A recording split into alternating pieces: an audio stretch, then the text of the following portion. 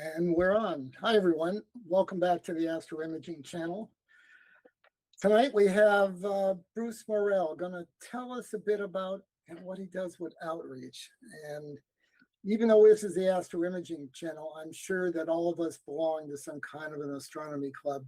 And one of the main functions of the astronomy club is to have outreach and to help educate the public. And they actually look through telescopes. I don't know exactly what that is anymore, but seen a lot of people show up, especially young kids. So outreach is really an important part of what we do.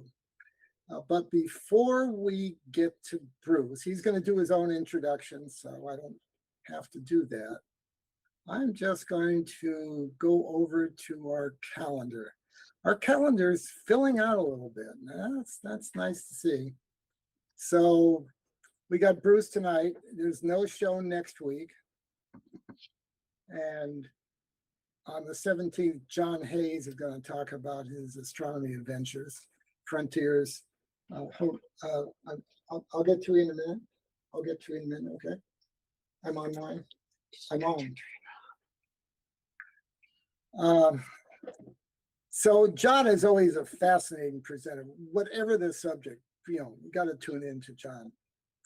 And after that, again, we have another break, and then Richard Wright's going to come on Chasing the Sun, Modern Solar Imaging. You remember last time Richard was here, he was going to talk about how guiding is going to die. I think that was a year or so ago, and I don't think it's died yet, but it'll be interesting to see what Richard. Actually, guiding, hopefully guiding hasn't died because I still do it. A couple weeks in Freud stocks. And then Nico Carter, another very interesting presenter. But starting about July, we still have a lot of open slots. And as we normally do, we ask anyone out there that has an idea, a piece of software to use that's unique, or a process that's really changed. And even though you may have seen a similar topic, remember, over the years, everything changes. So anyone that can come on and give us an update, just go to the astroimagingchannel.org. There's a little contact button, and then put in your name and a couple sentences on what you want to do, and someone will get back to you. We can always use more presenters. So that's kind of my spiel of presenters, as well as a short interruption, but I think we're ready to go. Craig, Bruce? okay, let me share my desktop. Okay, let's get going here.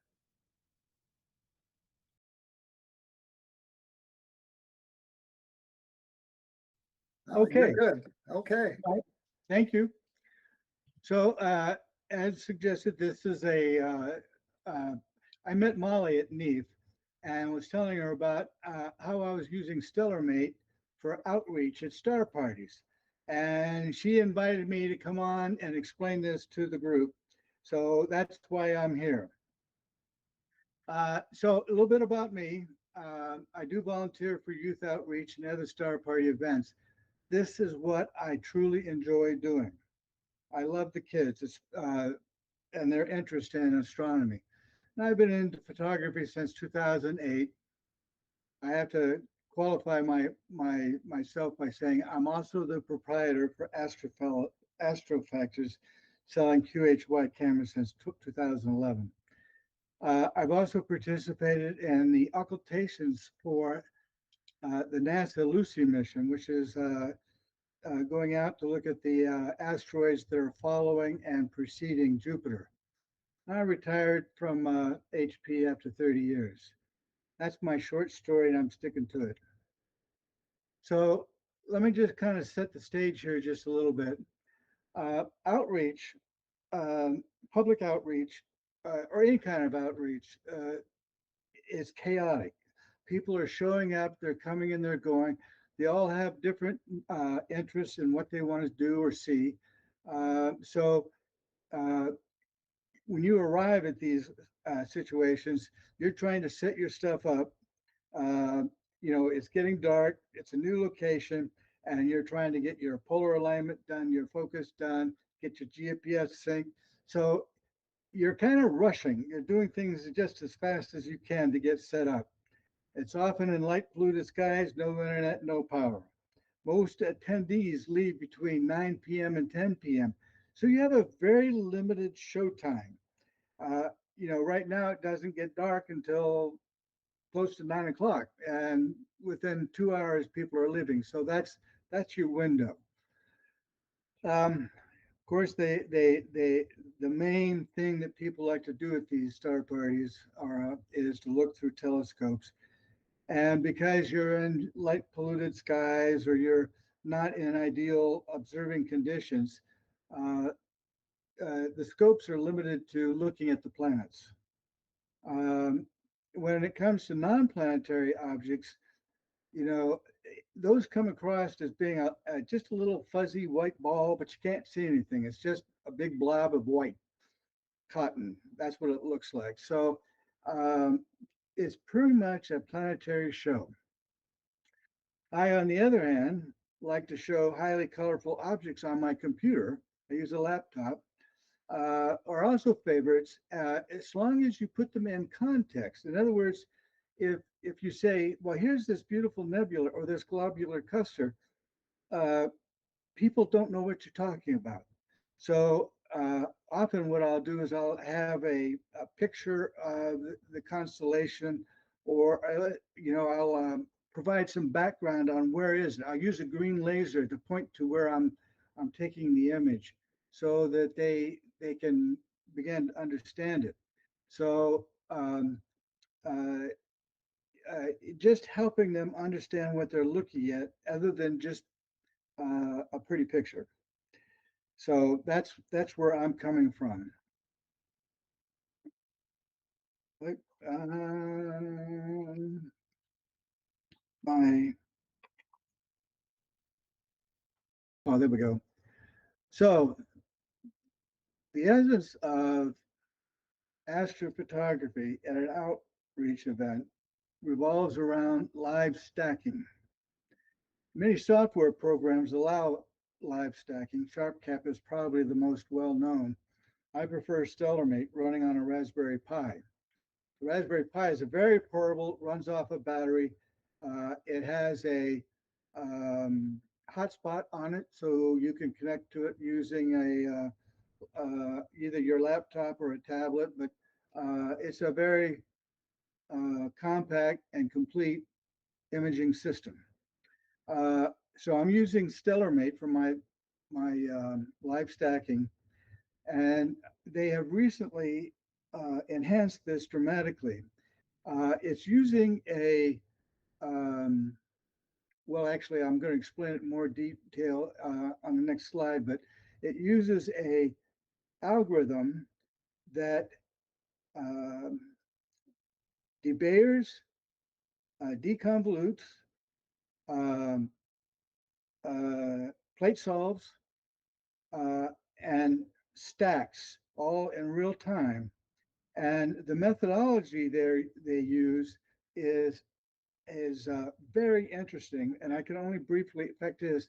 Well, before I go there, those of you who want to know more about this live stacking and focus module within StellarMate, John Evans has a YouTube channel, and he goes into great detail explaining it. But um, uh, in effect, I'm using a portable smart telescope, um, and I'm emulating, if you will, um, very much what the two competing products that are out there right now, the ZWO C Star and the Dwarf 3, both render low resolution but excellent results. I personally own a Dwarf 3, and I get very good images. And often when I'm set up at one of these star parties, I'll have the Dwarf 3 running simultaneously with what I'm doing. Um, the only thing I don't get too crazy about is if I'm controlling that with my tablet, uh, I don't get a high resolution image, or I don't get a large image, which I would get on a laptop. So I use a Ioptron HEM27 strain wave mount. It's a very portable mount, probably doesn't weigh 10 pounds, It doesn't have to have a counterweight, so it's very portable, very easy to use. I use a 268 color camera, a Raspberry Pi processor, and a QHY focuser. All of that runs off of the Raspberry Pi. So it's all self-contained. Shorter focal length scopes are more forgiving if your polar alignment is off. So if you're trying to set your scope up in you're in a mad dash to get things going, and your polar alignment's not the best in the world, if you go with a shorter focal length scope, it'll be much more forgiving. I use a RASA 8, which is a 400 millimeter focal length, or a Gear 115 800 millimeter focal length scope. And the whole point of doing this is to have higher definition, higher resolution, and larger images of whatever objects you're trying to capture. Okay, so it's the presentation of that image to Star Party attendees. So the other thing I do is I use 15-second images, which allows for displayed images in less than 1 minute and mitigates the polar alignment error and light pollution. So again, we're in lots of light pollution often at these star parties. You don't get to choose where they happen. So you just have to be prepared for whatever you are dealing with there. So stellar mate stacking. This image that's in this slide is about 25 minutes in a Bortle 6 sky using the QHY 268 camera. And this is literally what you see on my screen, on my laptop. All right. And so what this thing does is it starts taking images. It'll take 5 images and then stack those first 5 images. Then it will go to the next 5 images, stack those. And I'm going to explain the algorithm of how they do that in a little more detail on the next slide, or 2 slides down. But as you can see here, here's the directory I'm pointing at for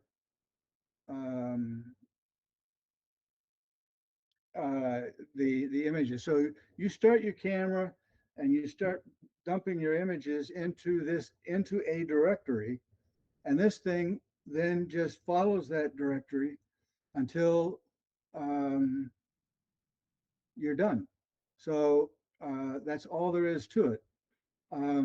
It will then, you can set it up so that you can calibrate with your master dark and master flight, or master flat, I should say.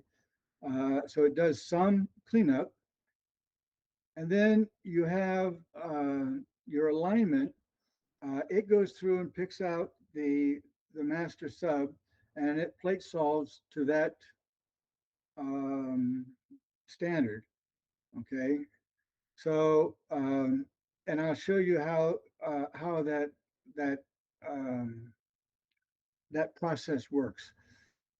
So here's the actual stacking method. So I'm capturing 8. Whoops. I'm capturing 8 subs. I'm downscaling them to a 2x2. I'm using image as the method for stacking. This is not your standard stacking methodology. Okay.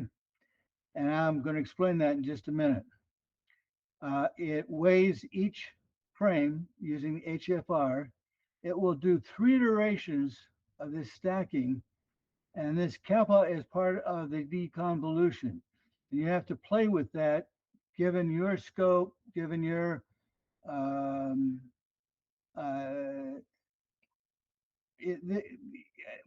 I've just found that setting this to 1.2, if you set it up too high, you start getting rings around the stars out here. So this image, as you can see, has been debayered, it's been stretched, it's been stacked, and each subframe, there's 87 subframes right here. Each subframe has been deconvolution before it's stacked. Okay. If you choose, whoops, it this also has the ability to do post processing to some extent, and I'll show you that later when I'm into the live demo. But this is about 25 minutes of data in Bortle 6 skies, and I would go so far as to say that if this was the image I was starting with for post processing, that's pretty damn good, especially in Bortle 6 skies. I think there was I had a Optilong quad band filter uh, on this. So it also has live monitoring. You can go in and see the various things, um, the alignment errors, the stacking weight over here, the plate solve times. So you can monitor what's going on if you need to. It's just a tool that's available to you. All right, so this is the Image MM, Joint Multi-Frame Image Restoration and Super Resolution. This there were some gentlemen, and I should have done some more research on this. I forget their names, but they had to come up with a new stacking method because these new all sky scopes that they're putting in Chile are producing huge amounts of data. And from one image to the next, uh, they're getting um, uh, differences. So the point spread function from this image to this image is different. Uh, they're getting different backgrounds. They're just getting a lot of differences from one image to the next, and they had to come up with a new method for stacking. So this thing does a qualitative analysis of the image multi-frame. Latent images show that it yields restorations with enhanced sharpness and suppressed background. That's what it does. Okay. So it sharpens the image and it suppresses the background. All right. And it does this without modifying your data. And if you want to see the white paper on this, here's the link to it. It's You better have your math hat on because there's just a lot of math discussion in it. But let me say this about that. I believe that this process is going to be the process of choice in the near future. Okay, um, because it and because of its technical strengths. Now, one of the side benefits to this is we're using this with live stacking, and I believe that was one of the objectives for gathering this data off these large telescopes. Um, I believe that um, we're taking images that are only 15 seconds a piece. So I don't even guide. That's why Richard Wright is evangelizing the no guiding. Guiding is dead. We're talking about going to live stacking, and this is becoming more and more prevalent, especially on the high end observatories. So I'm gonna stop sharing this, and I'm gonna come over here and share my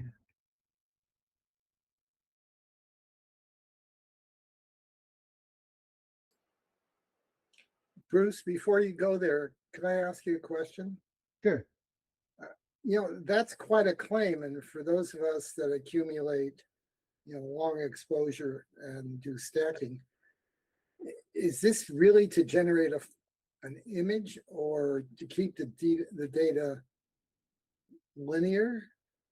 And is there any comparison between normal stacking routines, saying PixInsight, and what this MM process will do? Because if it's a blockbuster, we want to know. Yeah, there are limitations to traditional stacking methods, such as what's done in PixInsight. And this was designed to get around those limitations. Now, I have to qualify that by saying the stacking that's done in PixInsight yields some very beautiful pictures. So we're talking a incremental improvement over that. And I'm sure this stacking method will get migrated into PixInsight very shortly. It's done here in StellarMate. I've also seen Astro their standalone program. He's got it built into his too. And I suspect that it's going to be well received shortly. I don't know over what time frame. It has to be known to people that this exists. Yeah, Okay. he was on the program a few weeks ago, and he touted that as well. Oh, This is- okay. Okay. but Well, his stacking method is the same stacking method that's in StellarMate. And I suspect it will be migrated into more and more applications going forward. I'm sure that they'll keep the old stacking methods, but you'll get a new process module with this stacking method. Okay, thank you. Okay, did that answer your question? Yeah, it got the wheels turning anyway. Yeah, that's the whole point of this presentation. Get the wheels started turning. All right, so let me scroll down just a little bit here. So once you have an image, oh, wait a minute, let me start my, all right, so I'm going to start, this is the directory here, and I'm going to crank this back to 5, and I'm going to start the stacking. So it's going to look in this directory and start stacking, and you'll see the image here. So there's going to be 5 images in the first image that you see, and that's going to be about 2.5, a little over 2 minutes of data. This again is in Morrell 6 skies. So let me start that. And you'll notice up here, this thing will start counting down as soon as it gets its, there it goes. So it'll start marching down. So Bruce, Bruce, are you using live data coming in off a telescope right now, or are you coming off of your hard drive? this is the Raspberry Pi that's on the telescope, but I'm using data that's on the hard drive. So you're not showing us the sky above your house right now? No, Okay. I don't know about how the skies are where you are, but we've been contending with a lot of clouds lately. Yeah, So- we didn't have great weather today either. So So, okay. so the point I wanted to show you though is that if you so choose, they have this post-processing.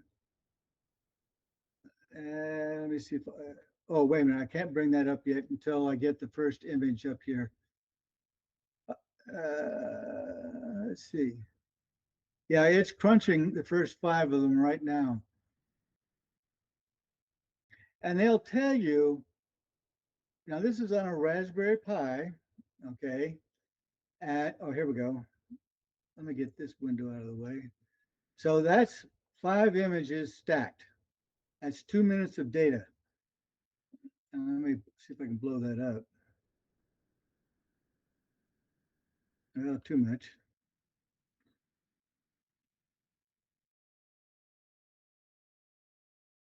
Okay, so that's 2 minutes of data in Boreal 6 skies. Um, Now, if you do this post-processing, wait a minute, post-processing. So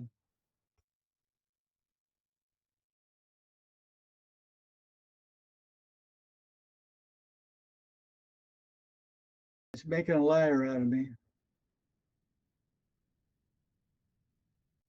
So this is 10 subs. That's about 5 minutes right there. And when you say this is 10, they did a whole new stack with all 10 this time. They didn't just stack the Well, two five. they took the first 5, processed them. Then they took the second 5, processed those individually, and then added them to the first 5. Did they add them and then get a new stack out of the 10? Or Yes, did they? this is a Okay. new stack. Okay. Well, all right. I don't know why it's not letting me click on the post processing, but you can't read it because it's grayed out here. But you can do additional deconvolution, and then you can adjust this number right here to and to experiment. I personally have found that the deconvolution that's done as part of the stacking is more than sufficient. And if I add more of it, I start getting ringing around the stars. It has some denoise algorithms, and again, you can play with it. I have found that little or no denoising is the best setting for me. And then it has a sharpen feature here as well. And each time you change one of these, you hit this reprocess button and you get a new image. Trying to figure out why. I was hoping I could show it to you. Huh.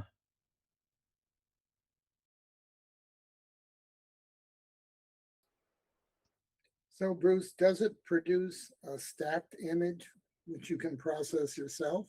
Yes. So when this is all said and done, you can come up here and you can do a save as, okay? And your starting point, if you will, is this image, okay?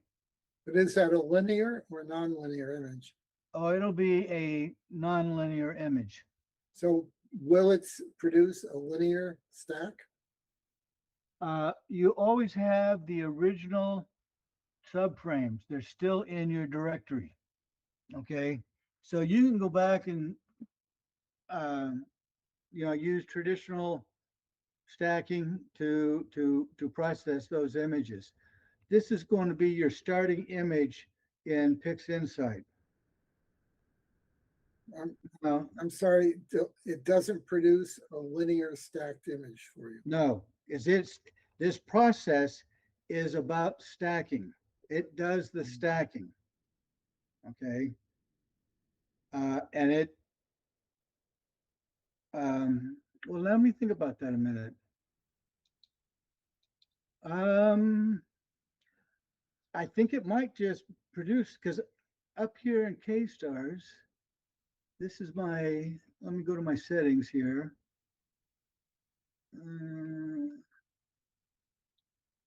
My fits. So I tell it to auto stretch and auto debayer.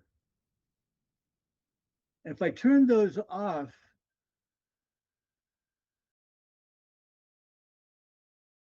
you know what? We can change that in just a second.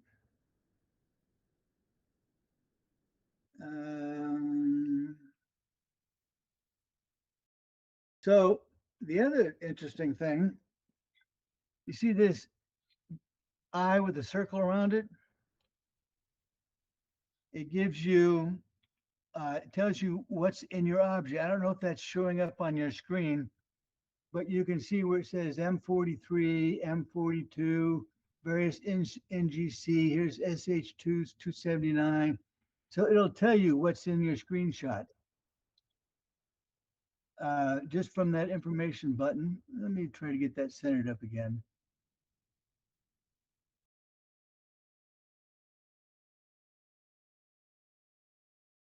Again, this is live. Okay. So this also will overlay the hips images on top of this, but I find that of little or no value. You can also bring up the histogram. So the histogram, you can get, let me see here. That's not what I want to show you. It must be because I'm in this live stacking program. Oh, here we go. So this will give you your, now this is showing, it's not showing a minimum ADU count here. And that's because of the debayering algorithm that I'm using. If I go in and switch this to a more traditional debayering algorithm, it would show you the minimum. But here you can see your basic statistics. Let me come back down to histogram real quick. There we go. That's the one I was looking at. So look how your colors are nicely stacked one on top of the other there.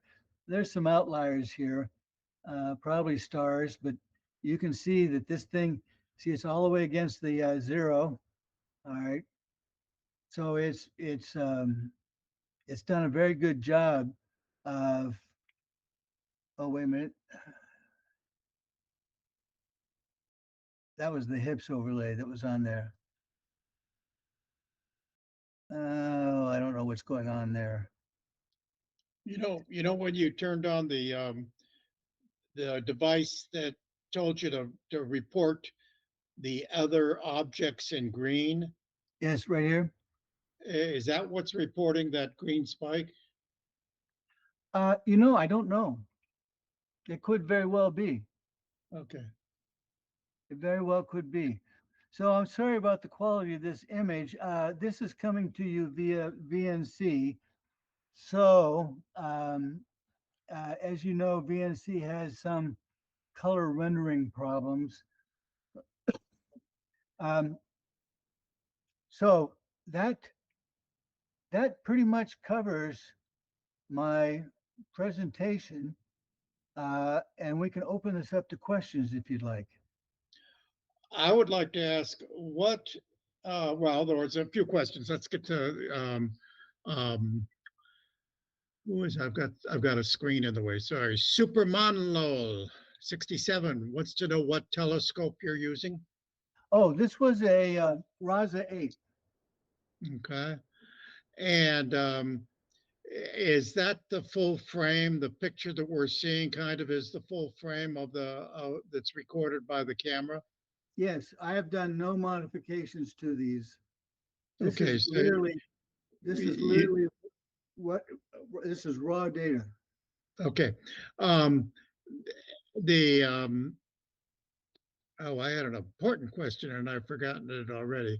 Tell me what your physical setup looks like. I've been to 1,000 outreaches and I basically have a table maybe. I've got my telescope there. What does it look like where you are? Okay, so like I said, I have the Ioptron strain wave mount, which is just a tiny little mount. It doesn't weigh 10 pounds, no counterweight. I have the scope, I have the camera, I have, so the Raspberry Pi controls the scope, the camera, the mount, let's see, my GPS receiver. And if I wanted to, I was not guiding for these. This is no guiding. The guide camera. So those are the four. Oh, I'm sorry. It's the mount, the camera, the focuser, and the GPS receiver. Okay, that's what's connected to the Raspberry Pi. Okay. And then I have a small camp table, a surface area of about 18 by 18 inches that I put my laptop on. It's running off the battery, because we don't have to stay live very long. And if I get 4 hours out of it or 5 hours out of it, that's more than enough. And then I connect the laptop to my Raspberry Pi, which is advertising a hotspot. And this is what you see. So I use VNC. This is literally what I'm using right here, VNC, to project this onto my screen. I can also use remote desktop if I wanted to, although I don't like using it because it has rendering problems as well. And the Dwarf 3 that I have, if I have that also set up, it also has a hotspot on it, and I can connect to it. I may have my tablet there, and I connect to it, and I'm monitoring the image that's coming up on that. So the image that comes up on the Dwarf 3 is not anywhere near this level of resolution. And that is the whole point of building my own smart telescope, portable smart telescope, is to render high resolution images. Let's call it pretty pictures, high resolution, that kids, especially kids, that's who I'm trying to reach to. This is what they see, and I can then explain that these are, hydrogen, oxygen, gas clouds, that type of thing. I can tell them about the stars being created right here in the trapezium. So this becomes a way of communicating to the kids in a higher resolution, and that's why I like it. So Russ is a bit more hardware kit than, say, a C-Star. Well, the C-Star would have the same. Oh, yeah. So it's much more hardware than the C-Star. There's no doubt about it. You can set that C-Star up. You can set that Dwarf 3 up. You basically turn it on and you tell it what image or what to go image, and it pretty much does it. All right, no problem at all. But you're not going to get this kind of resolution, and that's why I'm doing this. This is what I want. I work with different organizations because I'm very interested in reaching to the kids who are interested in science. And when you go to one of these star parties, the people that you're trying to reach to will come around to you, and you will know it right away. A father will come up with his daughter and introduce her and say she's so interested in science. All right, and she has questions about what you're doing here. All right, and you can go into, you can talk about the Hubble, producing pretty pictures, the Webb telescope producing pretty pictures. You're trying to reach out to that kid. That's where I'm coming from. Now, you may have other reasons for being there, but I love working with those kids. How many events do you normally do? I'm sorry? How many events do you normally do in a year? Maybe 2. Doesn't sound like a lot, but so every year I host a star party here on my property for a private school here in North Plano, and I also go to the Texas Astronomical Society has a youth organization. I've been to one of their star parties. I've hosted scout groups here at the property, and these are not. These are maybe 20, 30 people, 40 people at most attending these things. You can, if you're done with your presentation, you can stop sharing. Oh, sorry. So we can have a bigger version of you. Eric, Eric, Superman laughing out loud 67 has asked, have you taken pictures of NGC 5907, the galaxy that had a supernova recently? No, not using this technique. Okay. This is, star parties there's about a 20% probability that when you go to a star party that you're going to be successful. And I'll tell you why. Here in Texas, you have about a 50-50 shot at having decent weather. All right. Clouds come in, clouds go away. So you got a 50-50 shot there. And then you have a 50-50 shot that your equipment works. You get there, you haven't forgotten anything, and everything sets up. And that's why I keep mine as simple as possible. It's compact, it's easily portable, and so it's very low probability of making a mistake. And I have my own techniques for doing polar alignment, rapid polar alignment, that work pretty good. Now, StellarMate also has polar alignment routines in it that are very easy to use. And you also, when you get StellarMate, you also get the QHY PoleMaster application. And so if you have a PoleMaster, you can use that as well. Bruce, do you do other astroimaging besides the stuff you do for outreach? Oh, yeah. Oh, yeah. And what do you use for that? My main telescope, actually, I have 3 piers, 2 in my yard and 1 in West Texas. But my primary imaging rig is a TMB 130 SS with a QHY 410 color camera. That's a full frame color camera. It has a QHY focuser on it. I use the astrophysics field flattener on that scope, and I get beautiful round stars edge to edge. That's all controlled or sits on top of an astrophysics Mark II, and I have a mini computer attached to the pier. And then there's go ahead. So you're doing everything the traditional way, not the stellar, not the way you just described it. Okay, so the scopes in my yard are both done with Raspberry Pis. Okay. That's for acquisition. Do you process the images the same way as you just described during this presentation?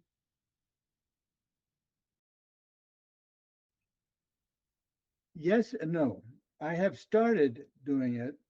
I don't have a lot of experience doing it this way. Traditionally, what I do is I have always used, if I'm running a Raspberry Pi in my observatory, I'll use ASTAP to stack the images on the pier. And then when I have a stacked image, I'll transfer that up to the house here into my office and process it here. So now at my remote observatory, I use PixInsight to do all the stacking out there before I bring that one file back here to my office. Okay. And I anticipate, I use Voyager as a software package out there. That's an extremely powerful software package, and I highly recommend it. But I'm probably going to go replace that mini computer and put a full Linux computer out there and switch over to that. I use Linux. I like Linux. I'm very comfortable around it. So I don't have a problem with that. But I find that the pointing models, the focusing routine is all very good with StellarMate. It's not as good as Voyager, but it's very good. Okay, thank you. Eric, we've taken care of the questions in YouTube, so. Okay, well, I guess we have a fairly short program tonight, so we're good. If we don't have any more questions, Bruce, thanks very much for coming on and tweaking our interest again. This stacking is. I think highly eventually we- recommend, I highly recommend you go read that white paper.